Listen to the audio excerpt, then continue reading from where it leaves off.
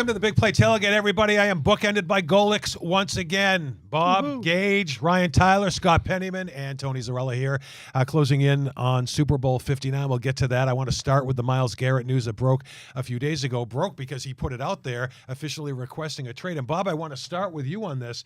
The way goody. Yes, the way he phrased his priorities and why, my road doesn't lead from Cleveland to Canton. That's not the goal. It's to get to a Super Bowl.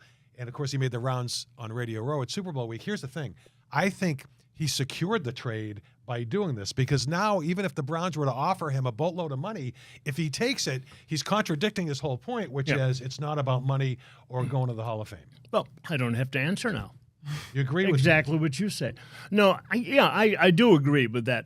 He's he could do the Joe Thomas thing and stay there his entire career and probably get into the Hall of Fame. But he wants to see a championship. How many times has Myles Garrett had to kind of push through another rebuild? There's always new quarterbacks. There's always new linemen. And he's had to do that a number of times. And, he deserves, I hate to say it, I mean, maybe if he was a bad person, I would say different. But, he deserves a shot to be at the top of his game with a team that's at the top of their game. But what I'm saying is they have to trade him now. He absolutely. Can't stay. Absolutely. Because he'd be contradicting Ryan. He'd be contradicting his entire point. Yeah, he would be. And, Myles Garrett, ever since he's gotten to the league, I mean, he's made it a point just these last couple of years is the biggest thing he wants is that Defensive Player of the Year. He wants to go down as the greatest defensive end in history of football. He's won the Defensive Player of the Year, obviously. Last year, you saw Pat Surtain get it. I believe Myles finished third. But he's made it clear that, money aside, he's looking at his legacy, and he made it on the Rich Eisen show when he was making his media rounds that the people that are remembered are the winners, the people that play on the grandest stages, the people that make the plays when they matter the most, and he feels as though here in Cleveland, he's not able to get to that stage to make that chance. When are they going to be voting on the best two-gap nose tackle of all time? I might have missed that. Scott, he made it very clear, and I think he put them in a position where they got to do it. Here's what I'm thinking. I mean, I know he made the rounds at Super Bowl week, Scott, but I mean, even before that, he's thinking, I'm sitting at home again, and I'm watching the Chiefs, and this time the Eagles, and I'm better than any defensive player on that field. Yeah, I mean, I think you said it best when you said that it really puts the pressure on the Browns because in the words of Mike Tomlin one time, he says, we want volunteers, not hostages. So I think if you're the Browns and you understand the player doesn't want to be there, I think it's in the best interest of everyone if he moves on. And to your second point, yeah, I mean, I think Mike said he doesn't want to be the next Joe Thomas. I think what he wants to be is the next Reggie White. Remember all those years Reggie was in Philly, never quite got to a Super Bowl, went to Green Bay, played with Brett Favre, won a championship. So I think when he looks at some of the greats who ever played the game, guys like Aaron Donald at the end of his career, he knows that your career will not necessarily be defined, but will be cemented if you win a championship. Yeah, I mean, in this league, championships mean everything. Dan Marino is an exception, not a rule, in terms of players that are looked back on as one of the greats with having no championships. It's hard to be considered one of the greats without championships, despite it being a team sport. It's what it's all about. The championship at the end of the day, you can win as many Defensive Player of the Year awards as you want, and that's great. It's a great accolade to have, and it's a great thing to aim for. But at the same time, you have to be looking for championships. And if you're in this league, if you're not playing for a championship, then you really don't belong. The Browns have to make this trade. They have to do it. No Browns fan feels like he should stay. I feel like everyone is sympathetic to his plight. He's tried. He's stuck it out for this long. And if the Browns don't trade him, I think they're not only going to face backlash from him, but I think the city of Cleveland and the fans, even as much as we would love him to stay, feel that he deserves a chance to go somewhere else if he wants to. The first team I thought of is the Patriots, and I don't think under Mike Vrabel they're going to be down long, and they have what seems to be their franchise quarterback in Drake May, and they have the 4th overall pick, and there's nobody, correct me if I'm wrong, I think they're going to draft. I mean, I think Abdul Carter has tremendous potential, but there's no way they're going to take it forward that's as good as Myles Garrett. It would work for both teams. I don't love the Patriots just from the standpoint, I think if you're Myles Garrett, you want to go into a situation that's I'm not going to say a guarantee because there's never a guarantee that you're going to win. But let's just be real. If you want to win this championship in the next 3 or 4 years, it's probably going to go through Patrick Mahomes, Lamar Jackson, and Josh Allen. So I think those 3 teams that you look at, it's not going to be the Ravens because they're not going to trade them to an in-division opponent. But I think when you look at teams like Buffalo, whoever loses the Super Bowl, teams like Green Bay, teams that already have a really good quarterback in place, not someone who we have to wonder about. Drake May might become one of those guys one day, but I think if you're looking to win a Super Bowl in the next 3 or 4 years, getting with one of those elite level quarterbacks is going to be a must. So when Andrew Berry says, yeah, we heard this. In fact, we're not surprised. The Browns quickly put out their PR campaign saying, well, we all knew about this. Okay, maybe. But the fact is, if you're Andrew Berry and you had said at the Senior Bowl that we're not going to trade him, I mean, okay, that sounds good, but I'm not sure you're really in that position anymore. Well, remember the first articles that came out were all the guys who were talking about how they wanted to be they want to get out, they want to be traded because of that, and we didn't hear from Myles right away. But obviously, he's thought about it. He's not just one of those reactive people going and doing it because everybody's doing it, and he's very thoughtful with what he's been doing. He's played some really tough seasons with the Browns, and he's played hard, not just going on the field. I mean, he's played hard, and he was committed to this team and to the city, knowing full well that they may not even be 500 certain years. So if I'm Andrew Berry, I'm helping him find a place to go. Hey, Bob, if you were a teammate of Myles Garrett, and let's say you have long-term security, you're locked up. Yeah. You ain't going anywhere. What would your feelings be about what Myles requested? Well, damn, you locked me up. I wanted to go with him. I guess you understand it. As a defensive lineman, I'd be there going, okay, now we have nothing. Now we have nobody rushing from the outside. And so it would be hard to hear as a player, but as a player, most players feel the same way he does. Why am I stuck? I haven't been able to get a playoff appearance, a championship, and I'm getting old, kind of. Well, and there are plenty of great players on the Browns and any other team that just don't have the power. They don't have the power that Myles Garrett has to go out and request a trade. Mm-hmm. I mean, I don't think any player on the Browns' first choice would be to be on the Browns right now. I mean, I think that's a fair statement to say at this point. But most players don't have the power to go, hey, I need a trade from this place, and you're going to have to honor that or else we're going to have a problem. Probably, Bob, you know more about this than me, but Karen Golick's pointing at you, by the way. So I think you made a phenomenal point because she's emphatically saying yes. I think, Bob, you can answer this better than I can because you've been there, done it. But I think this stage... She doesn't point at me. Well, if she does, it may not be as positive. But, yeah. I think there's things like, look, I lock up money.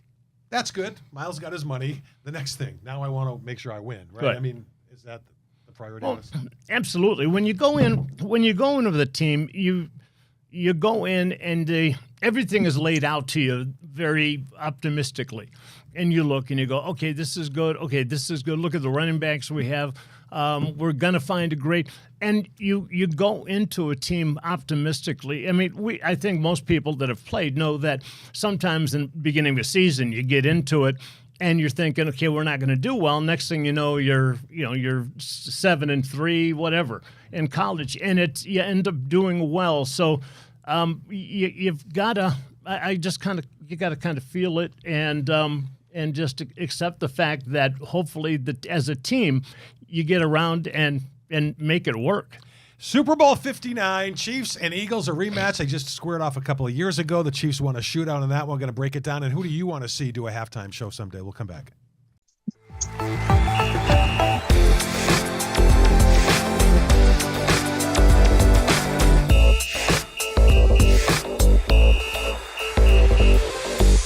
Back here on the tailgate, we have an update. Karen Golick says you're wrong. She was not supporting your point. She thinks it's an awful take. What's your take on this rematch here, Super Bowl 59? I mean, I think it's the last thing that anyone outside of Kansas City and Philadelphia wanted to see. I don't think anyone wanted to see another Eagles-Chiefs Super Bowl in the next, 10 years since their last one. Eagles, Philadelphia fans have their own reputation. Chiefs are becoming a dynasty, have become a dynasty at this point. It'll be an exciting game. We have it's arguably two of the best teams in the NFL. Obviously, that's where we're at this point. The Chiefs are perennial favorites at this point. The Eagles have a very strong backfield, obviously, with Saquon Barkley at this point. And I think he's going to be the difference maker. I think that there's a lot that's going to go into how they're going to have to read the strong Chiefs defense. Yeah. And that's going to be the game changer here. That's where it's going to go. We're going to save our predictions for the final segment. Bob, who has the edge in this game?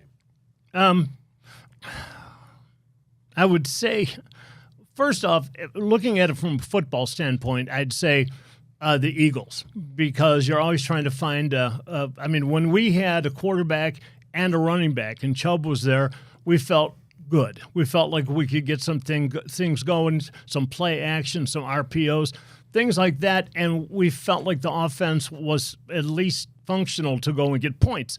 But and that's what you have in Philadelphia. But they're playing against a guy who Mahomes basically says, crap, I think I'm only going to win by a touchdown this time. They've won close games, but they've still won. I mean, they always seem to be able to find a way to win the game. So do I have to pick? Not yet. You're going to Not pick yet. at the end. Scott, Okay. I was trying to think of, other than the quarterbacks who are going to get the majority of the attention here, who's going to make a play here? I keep thinking of Xavier Worthy, who just flies. What's your take on that? No, you just kind of almost stole that one from me when you were asking me about players who could really be difference makers in this game outside the quarterbacks. Xavier Worthy's speed is, he's right there with Tyreek Hill as far as what he could do when the ball's in his hand. So I can certainly see him being the kind of guy that sneaks behind the Eagles defense, makes some huge plays in this game with his speed, and be the kind of guy that could be, an MVP caliber player in the Super Bowl because he's that home run threat. Ryan, this defense is a lot better than the Commanders' defense.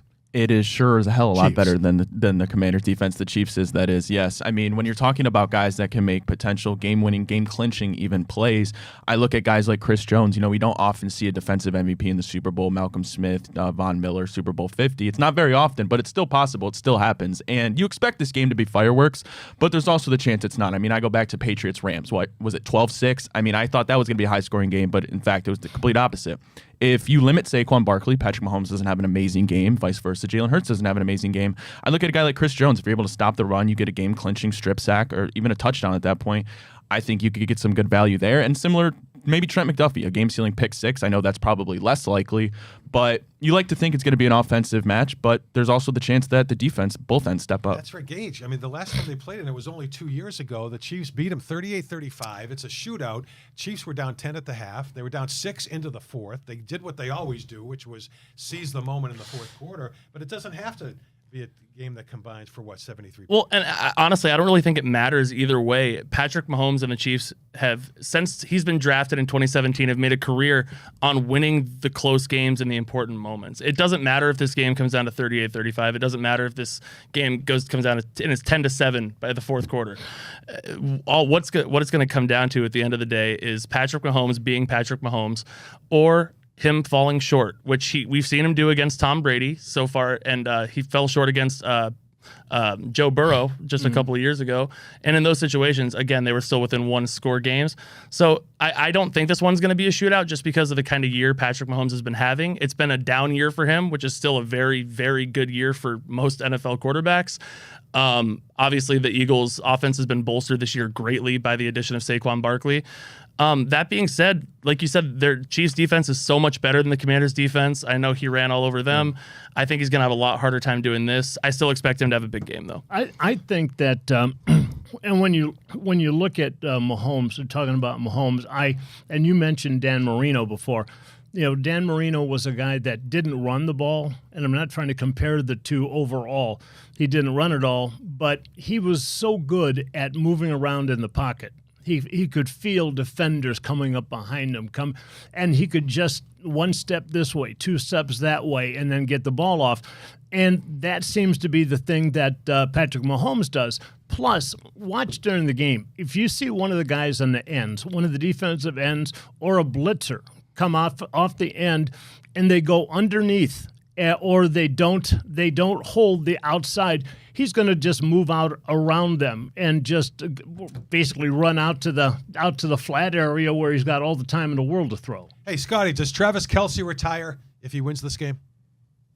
I don't think so. I mean, when he was asked about it the other day, he said that he thought that he had several more good years left to play. And we're playing in an era where I think athletes have such a better understanding of their bodies. They have such a better understanding of nutrition and the things that are going to keep them right year after year. And besides, if he does retire, he might lose Taylor Swift because he won't be as interesting anymore, because he won't be an NFL player anymore, and he won't be in the spotlight. So no, he wants to keep this going as long as possible so that he can keep Taylor Swift. You know, if she retired too, they could buy the Western Hemisphere and just live there. Just by saying that, we need to put you into witness protection. Okay. I'm telling you. Okay, so you got to know Scott as long as I've known him to understand this philosophy that it's stunning how quickly they disappear when the guy's not bringing in a 7-figure client. Yeah, I mean, it's amazing. I mean, this is a situation of convenience. Travis Kelce is probably as hot as he's ever been. It helps. It's not to say that Taylor Swift needs Travis Kelce, but it helps everyone's image involved. Once Travis Kelce retires, if he's not in the spotlight anymore, it won't be as fun to be with him anymore, and then she'll go away too. And it happens to everybody. That's so romantic, Scott. Go ahead. It happens to everybody at every level. You know, you get all kinds of attention, and then when you're gone, they ignore you.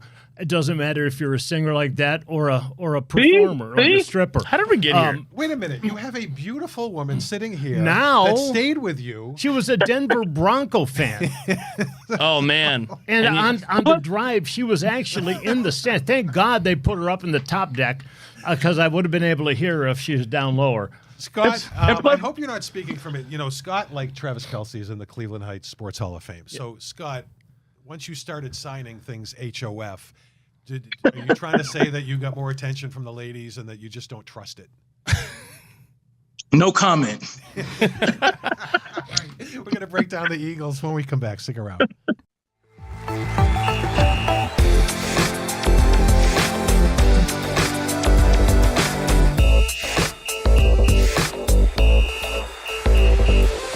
Back here on the tailgate, you know, I was looking at prop bets, and we're going to come up with some of our own in just a little bit. But one of them, I think, was a Saquon run over 7.5 yards. That seems like a no-brainer. Yeah. But Gage, you brought this up. You know, where everyone's expecting the 60-yard run from the first play from scrimmage, or you know, a $180 on the ground in the Super Bowl. But these are the Chiefs he's going against. It's not the Commanders. No offense to DC, but it's a different defense, and maybe it's not a sure thing that Saquon runs for 100+. Yeah, no, it's anything but a sure thing. Obviously, this season he's had, if the MVP award wasn't a quarterback award, he would have been much higher in the running. I think Saquon Barkley has had an all-time year as far as running backs go, and I don't think that's even disputable at this point. Going from there, Saquon Barkley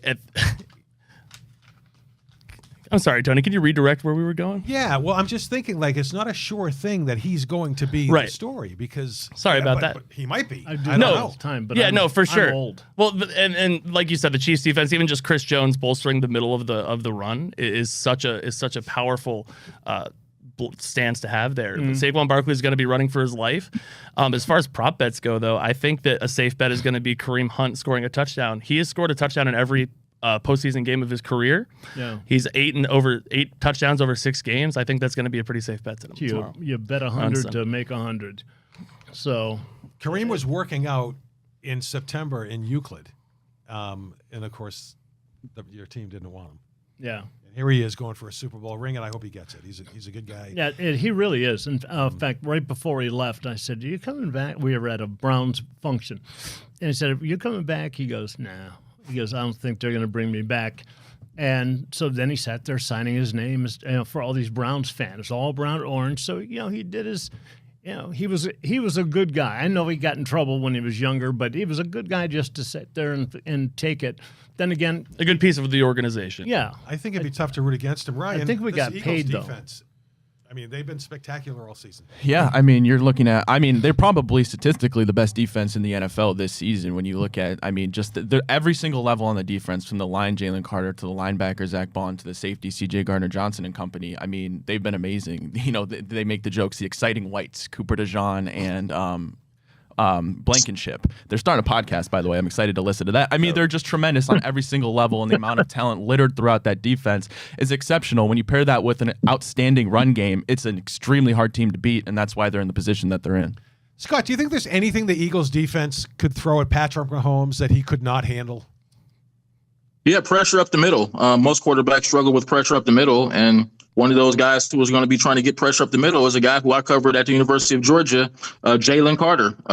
That's going to be really interesting to see him work and operate with those tackles, with those guards in the middle of the field. And when you look at their offensive line in general, it's not just Jalen Carter. Nolan Smith, who also played at the University of Georgia, who I covered, winning national championships here at the University of Georgia. Those two guys' ability to get pressure on Patrick Mahomes, they can pressure almost any quarterback. And Nolan Smith has really been coming on lately. So I've really been looking for him to make some big plays. So those Georgia boys are going to have I think they have an opportunity to have a big game in the Super Bowl. And those guys have played at a high level on this big stage, winning national championships too. I agree with that. And I go back to what I said before, which is when you have pressure up the middle, being a guy that had put pressure up the middle sometimes.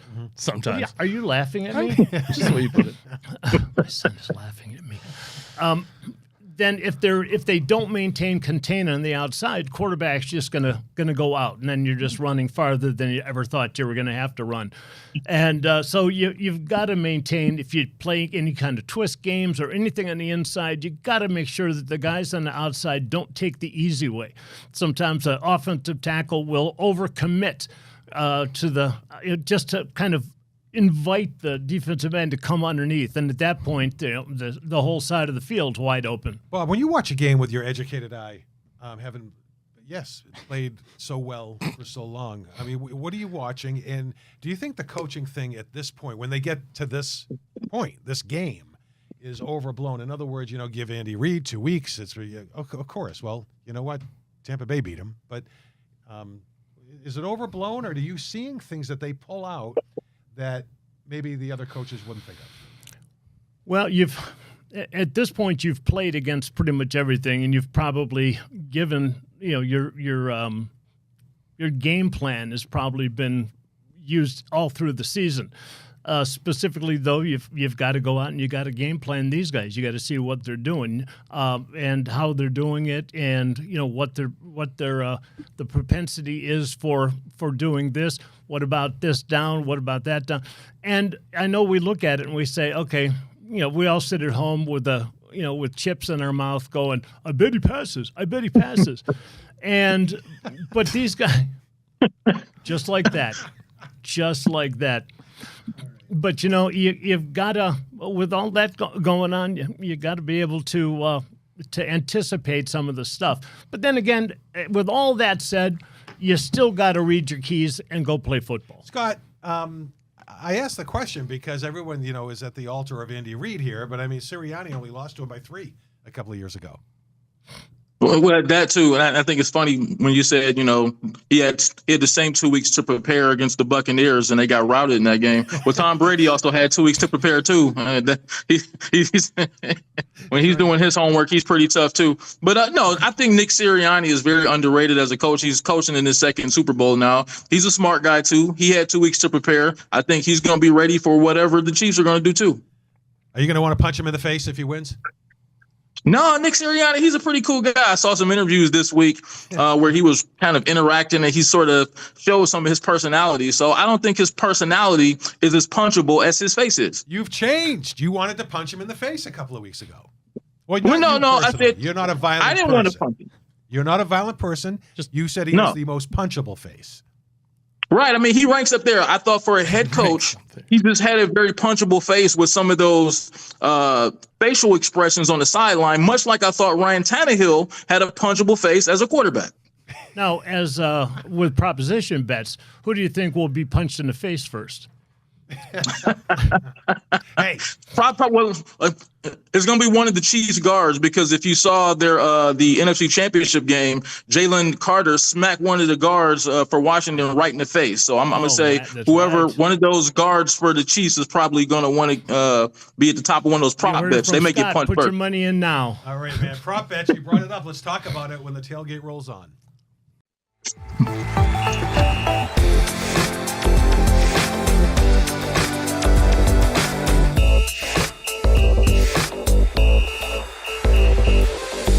So you talk Super Bowl prop bets, heads over tails. Heads is always favored. Orange Gatorade, stuff like that. One of them I saw. We're gonna get to our own, but one of them I saw was, will they show a shot of Taylor Swift before a point is scored in this game? That seems like a sure thing, Oh, 100%. right? I mean, you're not gonna waste that moment if you're Fox. She's there. What prop bet would you want to see in this game, Bob? I was thinking about this when you brought it up earlier. Will Taylor Swift meet and shake hands with President Trump? Will the two of them get together? It's the music industry versus the Trumpinator, and never the twain shall meet. Very much like, or is she so big that she can go and do that, or does she have to keep to herself so she doesn't get a bad reputation? Well, I mean, who's more accessible? Can he get to her? What if, like, on the field, he's not going to work the field like the NFL owners before the game? But I mean, Secret Service could kidnap her from her box and take her back to his. I think you're underestimating Taylor Swift's own personal Secret Service. That's true. They're operators. someone's like, who's bigger at this point? Do you think they meet? I'm saying that's my prop bet. They meet. Well, how would you bet on that? I would bet yes. You bet that they meet. Yeah. Ryan, you got anything? I do actually. I'm going to show a little bit of my younger side here. I'm going to go away from the game, guys. I'm going to the halftime show for a prop bet that I'd like to see. I don't know if you guys tuned into the Grammy Awards, but one of the things, Kendrick Lamar ran away. He won a lot of awards, and what I was shocked by was they actually allowed him to sing, and they played the word pedophile when they're referring to Drake, obviously the diss track. So I seriously wonder if Kendrick's going to call Drake a pedophile at the halftime show. I was shocked they allowed it at the Grammys. I'd be shocked if they allowed it at the Super Bowl. I'd bet no. I don't know if you can get that. You'd have to go to some offshore like Bovada, I'm sure, to get that. But I would bet no. But I think it's an interesting thought. Wasn't the crowd at the Grammys also? Did they? Yes, they were singing it. They were shouting pedophile like it was the loudest word they possibly could at the Grammys. It was crazy. Ryan Tyler, sponsored by Bovada. Scotty, you got anything? I like to bet, will Travis Kelce propose to Taylor Swift after the game on the podium if they win? That would be my prop bet. And what would you bet? How would you bet it? I don't know. I guess proposal or no, right? We'll try. Right. But if you're going to put your money down, do you say yes or no? Gage brought this up before the show. I said, I am the complete opposite camp. Yeah. I think there is no way that is in Travis Kelce's playbook. I don't think there's a chance in hell that he's going to propose on. I don't. But look, I don't think that's in Taylor Swift's playbook either. I think Taylor Swift is operating more so from the Oprah Winfrey playbook of let's just have a boyfriend for the next 40 years and let's not marry a guy who's going to be able to take some of my billions. Oh, that lucky guy, Stedman. Gage, what do you got? Well, that would be a very expensive prenup. Yeah. If that marriage is going through. As far as let's bring the prop bet back to the game a little bit. And by back to the game, I mean, let's talk about referees. I think we know in the last couple of weeks that I've been talking about the referees and the Chiefs. I don't think the NFL is rigged. Let me put that out there first. That being said, I think that the refereeing this year especially has been a little questionable, and I don't think a lot of people will disagree with that, depending on if you think that's a new thing or if it's been going on. My prop bet would probably be something of an over-under in terms of how many either way calls are going to go the Chiefs' way, and I would put it at over-under 2 or 3. And how about the penalty differential between the Eagles and the Chiefs? And that one actually might even be a real prop bet at this point. Well, people are watching. I mean, people are just leaning over in their chairs. And is that a head official being investigated now, or?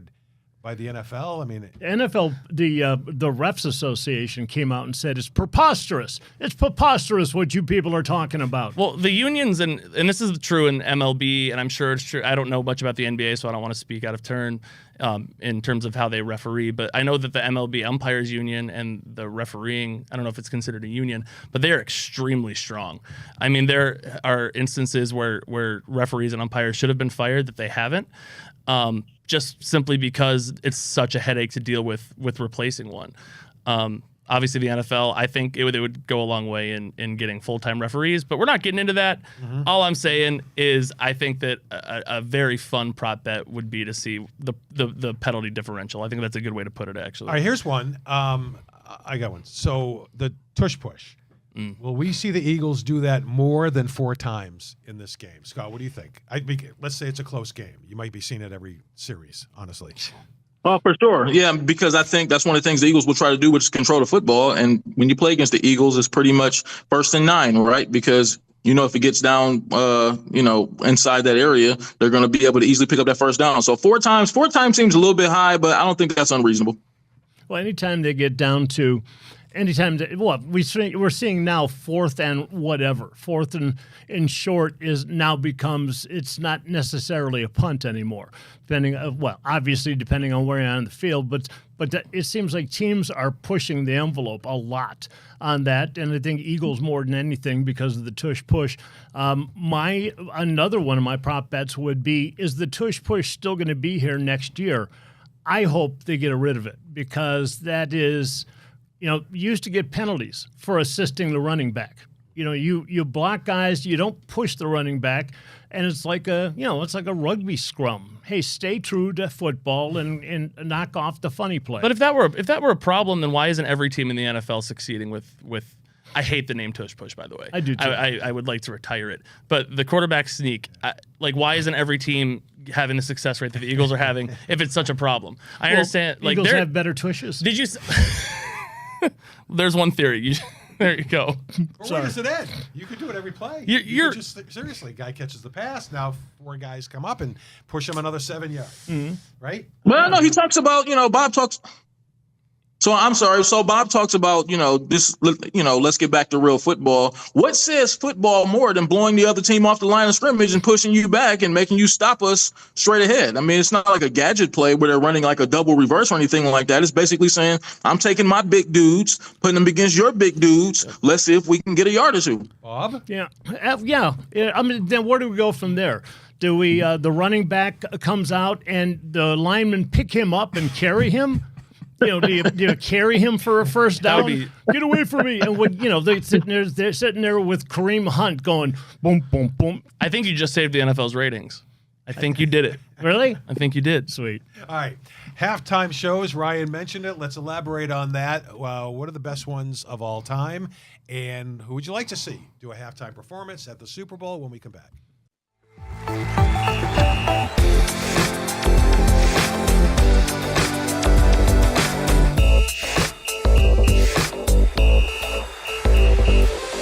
Let's go around. Quick survey, very short answers. What do you think is considered the best Super Bowl halftime performance of all time, Ryan? Yeah, gosh, that's a great question. And I clearly, no offense, guys, have the least experience in halftime shows as the youngest guy here. So I don't have too much deep knowledge on this. I will say some of the most memorable ones. I actually liked Rihanna in the recent one. She was pretty good. I wasn't the biggest fan of Eminem and Snoop Dogg and Dre and that. I would say Coldplay I actually really like. That's my guilty pleasure band, Coldplay. I'll put them up there. I thought they were great. I would have loved to have seen Michael Jackson, but unfortunately I wasn't alive. But I would say in my memory, I was a big fan of Coldplay. Have you ever heard of YouTube? In fact, I have, Tony. In fact, this show's on YouTube, guys. On YouTube, but you could always YouTube. It's not the same. Michael Jackson. Scotty, what do you think is considered, in public opinion, the best halftime show? Super Bowl 27, Michael Jackson. That's when the Bills played the Cowboys by far. I was in middle school when I saw that performance, and that's to me, that was the Super Bowl performance that I think all Super Bowl performances are judged by. You had the greatest entertainer maybe in history performing at the Super Bowl and just put on just one of the best shows I've ever seen. Gage? I mean, I think Michael Jackson is the easy answer there. I also think, and listen, this may also date me a little bit as being a little bit younger, but I think Lady Gaga, when she did it, when she came down from like the rafters, not a huge Lady Gaga guy, did a pretty good job. That said, I think the real MVP goes to Left Shark from Katy Perry's performance back in 2015. Don't forget about Left Shark. Don't let anyone forget about it. Is that a song? You just look it up. It's fine. You know that YouTube thing we were talking about? Yeah. Give it a search. Okay. I'll give it a shot. But yeah, I think Michael Jackson, like I've gone back and watched it. I wasn't alive for that one either. Janet Jackson, I know obviously there's a more infamous reason why hers is talked about, but I think up until that point, she actually had a pretty great performance. I think what happened to her afterward is ridiculous, by the way. But yeah, and I think the one that I'll just bring up, I think the Lady Gaga one is definitely, at least in modern times, one of the better ones. You know, in a football game with all those big hunking men, she should have worn her meat dress for that one.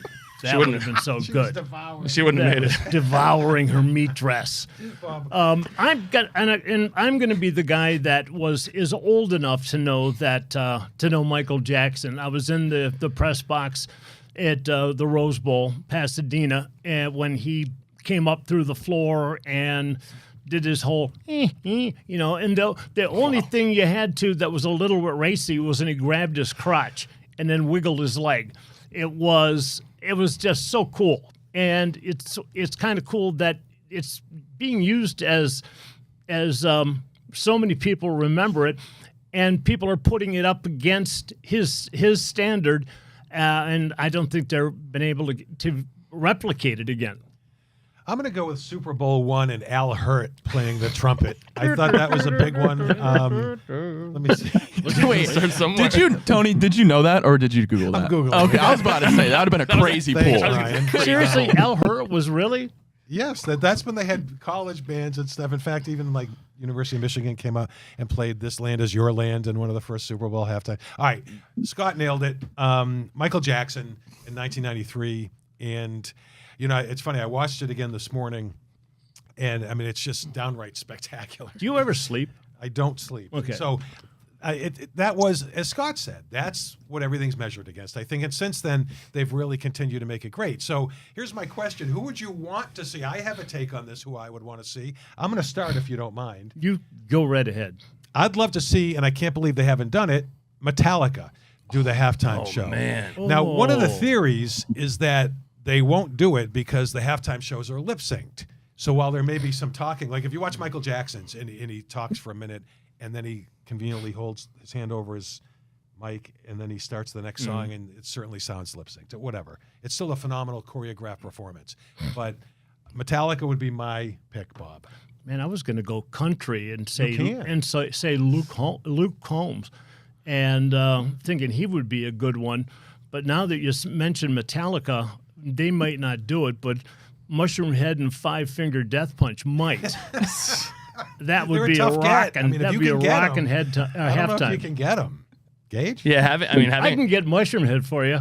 Yeah, having like a power rock band really would be like, that's such a fitting thing that I can't believe hasn't happened more often. Yeah. That said, let's move away from music for a second. Let's get Cirque du Soleil in there. Let's get some people eating fire. Let's get some people jumping from things. Let's see some people fall from high distances safely. And why not? Why not expand a little bit? I mean, it doesn't have to be Cirque du Soleil, but I think some kind of performance art would be cool. I think some kind of like they could utilize that thing with the big screens up on top. Well, you know what? And there's all the possibilities. Yeah, give me a call. I am stunned by that take. Ryan. Yeah, first of all, I actually really love that idea. I think that'd be something different and spectacular. It got brought to my mind when you brought up Metallica. I would have loved to see, probably wouldn't be the same nowadays, but Ozzy Osbourne when he was in his prime. Oh my God, that would be a sight to see. And I'm also very sad. I'd like to say I've never in my life, obviously he's since passed, Tom Petty. I fell in love with his music, and obviously I didn't get the chance to ever see him live. My parents did. They tell me about it, and that would be my dream. Obviously, maybe, I don't know, a hologram. We're in 2025. Maybe that's possible. If his family gives him the opportunity to do that, that would be a hell of a show. That'd be cool. I listen to the Traveling Wilburys every morning. Scotty, who would you see? So, as you know, Tony, I'm one of those guys who really thinks outside the box. I don't know why it has to be a musical guest at halftime. What I would like to see in halftime of a Super Bowl is a championship boxing match, right? I mean, you can combine two huge events at one time. So you not only have a Super Bowl, but then you have a boxing super fight at halftime. To me, that's two tremendous events on one big stage, for the world to see. What way to get a bigger audience for a boxing match than have it at halftime of a Super Bowl? How expensive would that ticket be? Oh my Yeah, God. but that would make up for the loss on the price of this Super Bowl ticket, which has been dropping dramatically. Well, we have to pay a boxer these days. I mean, you're gonna have to charge. You're gonna have to That is quadruple the so price. bucks. That is like It'd be fun. spectacular. That is, although it can't go 12 rounds, right? I mean, how long is this halftime going to last? You need 2 heavy hitters in I mean, there. halftime. Let's say the guys are ready to go right as soon as halftime starts. You put the ring out there. I mean, they put the stage out there for the performer in 2 minutes. It seems like, right? So let's get that ring out there in the middle of the ring. Let's fight a 10-round boxing match, and whatever super fight is big that year, let's have it at halftime of the Super Bowl. Whether it's, I don't know, Tank Davis against Shakur Stevenson or Canelo against Terrence Crawford, have that fight at halftime of the Super Bowl, and imagine the audience you would actually get. You just lost every woman. From your mouth to their ears, man. I'm telling you, And I it don't would be mean- huge. I don't mean to generalize. I'm sure there are a lot of female fight fans out there. Would you really? I said you lost the female I know. audience if you do that. I mean, it's. I I'm gonna mean, make you say but that I again. know that I know a lot of women that just watch for the Super Bowl halftime show. Right. That's true. That's true. And sadly, based on where we are in life, I think the people that would actually end up being in that boxing match, it would just be like Logan Paul versus Jake Paul, Yep. and that's where we would be. That's where we'd end up. Hey, Scotty just put something out about Jake Paul, by the way. I don't know if it was this Oh morning. yeah, he has Saying- a new fight lined up. well, he said this is why boxers must hate him. It right, just got Scott? canceled. His fight, Jake Paul's. Did it? 4 hours after it got confirmed, it got canceled. Yeah, they must hate him because here's a guy who really wasn't even a real boxer as of a couple years ago, and he's going to get $100 million plus to fight Canelo. Yeah, nuts. And these poor guys are working their whole lives over that Oh. one stage, one payday. But that's not how it works, right? All right, stick around. Our predictions for Super Bowl 59, not only the winning team, but the MVP when we come back.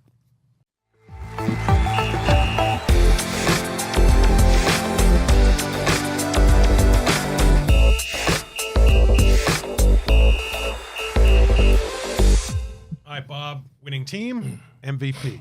Who you picking? Oh, boy. You got some time. You want to break it down? Come back to you if you want. No, if I'm looking at it from a strictly X's and O's, I love the fact that you've got Saquon Barkley and Jalen Hurts. I love the fact that they have this great balance that has been working for them. Though now that I'm seeing Kareem play, I mean that certainly is doing wonders for that offense. I'm going to have to be. I think they are. Let's put it this way: when Hurts runs with the ball or tries to get out of the pocket, he'll go for whatever he can get, and of course turnovers can happen too. But I think when it comes to Mahomes, he's going to take. He's not going to push the envelope. He's going to get out. He's going to get some yardage, and he's going to go down. So turnovers with him wouldn't be as prevalent.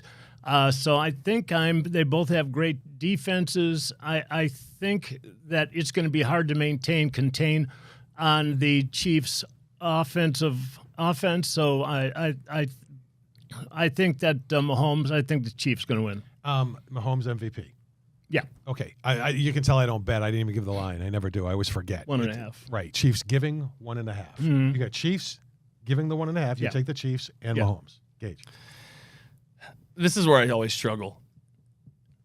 Everything in me tells me to go with the Eagles. Every fiber of my being says that this is their year. Every fiber of my being says this is the best Eagles team we've seen. I believe they're better than they were 2 years ago. And then I keep coming down to the man that is Patrick Mahomes. He's proven at this point to be the star of the NFL, and he hasn't done that by accident. Obviously, his performance in the playoffs is it's reaching legendary status, and he's 28 years old.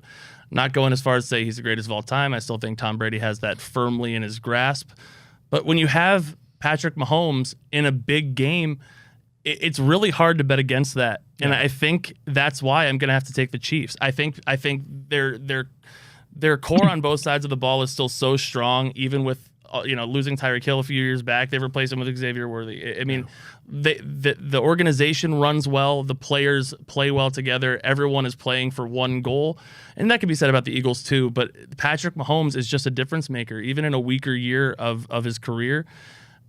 I can't bet against Patrick Mahomes in the Super Bowl. And you know who's benefiting the most from success with Patrick Mahomes?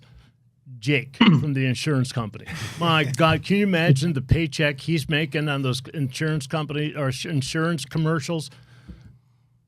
Ryan. No? Huh? Yeah, I'm going with the Chiefs to win this game. I mean, it's super hard to bet against Patrick Mahomes and Andy Reid. I think if the Chiefs can limit Saquon Barkley and key limit, you're not going to stop Saquon Barkley. He's just too damn good. But if you can limit it, then you're going to put pressure on Jalen Hurts. And let's not forget, he hasn't had to do too much since coming back from that concussion. It's really been the Saquon Barkley show. And you don't need to ask much out of Jalen Hurts. You just need him to honestly be a game manager when you have that much talent littered around you. But I think on that stage, who am I going to take? I'm going to take Patrick Mahomes to not feel the pressure. And I think Jalen Hurts will in that aspect. If you can make the Eagles a bit one-dimensional, if the Chiefs can score early, Patrick Mahomes will do his thing. They'll run away with it. Patrick Mahomes MVP, of course, but if I had to take a long shot, make some money, I'm going to go Chris Jones. I think a couple sacks, a defensive fumble recovery, even a touchdown. Let's make it interesting and give it back to the defensive player. Scott Pennyman.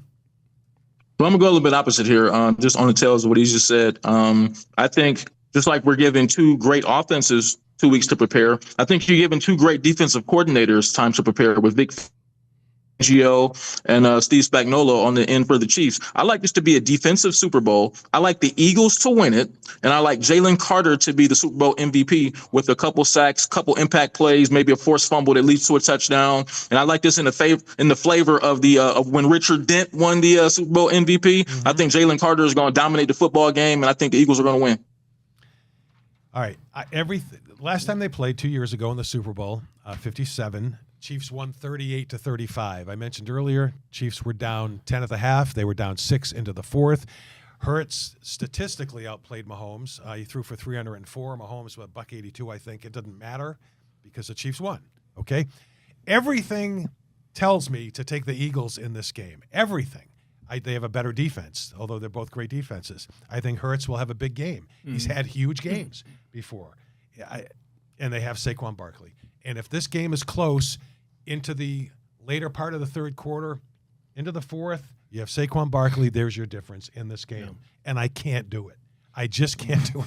I can't. Yep. I don't believe that if you have Patrick Mahomes and he has the football and he's within 7 or even 10 in the second half, you're going to stop him. Even if they do. Even if they keep Kelsey from getting yak, those yards after the catch, which he seems to pile up a lot of, it's going to work in Kansas City's favor, too, because the longer they have the ball, the more clock they eat, the less opportunities that Saquon and Jalen have to try and get back. You're playing with such a generation. I mean, we say this. Brady just retired a few years ago. But you get Patrick Mahomes, who I laughed when people said he could catch Brady someday. And if he wins, it's his fourth one. And if he wanted to keep playing into his mid-30s, maybe he ties him. I don't know. But until somebody beats him, I said this when they were going to play the Bills, I'm not going to believe it until you do it.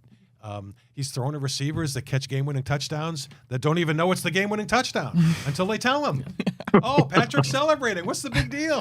Right. Well, and the organization is just so strong that if he does continue wanting to play, they're going to keep getting better. They're not they've proven since drafting Patrick Mahomes that even after they lose superstars, they just find others to fill their role, whether that be one person or whether that be several players filling a role. The organization is run well. The coaching is run well. The GM does his job well. From the top down, the Chiefs are like a dream organization to have right now. And as a Browns fan, it hurts. It hurts so bad. Looking ahead, I'd just like to make sure that when Patrick Mahomes retires, he just retires and he doesn't do Johnny Unitas and go to the Chargers and look bad or Joe Namath. Joe Namath going to the Rams. I mean, those kinds of things, you don't want to ruin your legacy on that. But I think legacy is important to guys these days. 100%. Guys, enjoy it. We do have a show next week to recap it all. We got 10 seconds. Scott Pennyman, real quick, what's your snack for Super Bowl Sunday? I'll eat some wings. Love wings.